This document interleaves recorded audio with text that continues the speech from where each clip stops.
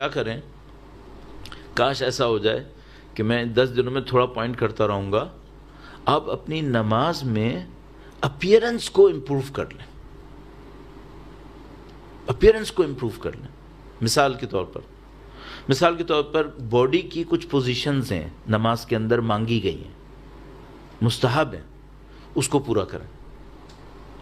چھوٹا سا ایک پوائنٹ عرض کروں، کنٹرول بھی بڑھے گا، نماز بھی امپروو ہوگی. اللہ انشاءاللہ تاثیر دے دے. درود بھیجے گا محمد و آل محمد.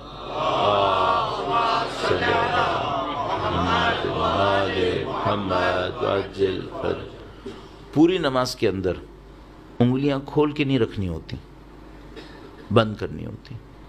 اسے نہیں کھولیں. آپ کہیں گے اتنی سی بات کرو، اللہ نے مانگا ہے کر لو.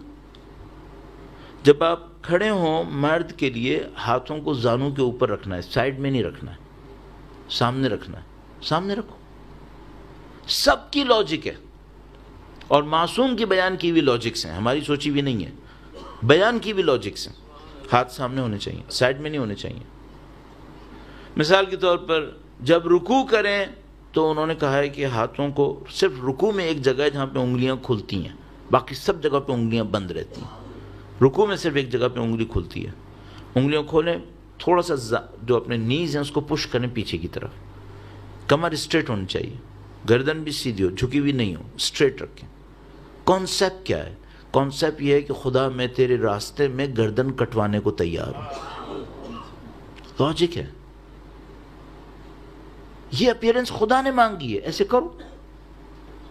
سجدے اب مثلا کھڑے ہونے میں بہت بڑی، میں بعض اوقات سوچتا ہوں کہ اگر ہم چھوٹی چھوٹی چیزوں کو امپروو کر لیں، خدا نے اس اپیرنس کو مانگا ہے نا، تو کوئی لاجک ہے اس کے پیچھے. مثلا جب آپ کھڑے ہوں تو آپ کے پاؤں، دونوں پاؤں قبلے کی طرف ہونے چاہیے، ٹیڑھے نہیں ہونے چاہیے.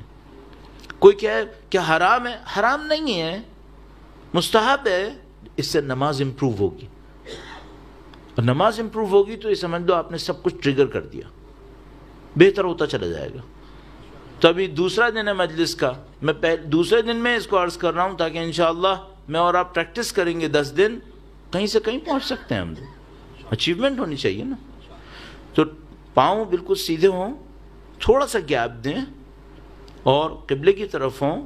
ہاتھ انگلیاں بند، زانوں کے اوپر ہونی چاہیے. جب آپ قیام کریں، سورہ اور رکوع پڑھ رہے ہیں، مثلا ہم پڑھ رہے ہیں، تو کیا سوچیں؟ آپ یہ سوچیں میں ایسے کھڑا ہوں جیسے قیامت کے دن خدا کے سامنے کھڑا ہونا ہے. قیام کا مطلب یہی ہے، قیام کھڑا ہونا، قیامہ بھی اسی سے ہی ہے. پھر آپ رکوع کریں، کیا سوچیں؟ کانسیپٹ یہ ہے کہ رکوع کرتے وقت سوچو کہ میں اللہ کی راہ میں گردن کٹوانے کو تیار ہوں. سجدہ کریں، سجدہ کرنے جائیں، ہاتھوں کو یوں سیدھا رکھیں قبلے کی طرف، انگلیاں بند، ہاتھ قبلے کی طرف. اور کانسیپٹ کیا ہے؟ کانسیپٹ یہ ہے کہ خدا میں تیرے سامنے ذلیل اور حقیر ہوں، میں ایکسیپٹ کر رہا ہوں، میں تیرے سامنے سرنڈر ہوں، ایکسیپٹ کر رہا ہوں.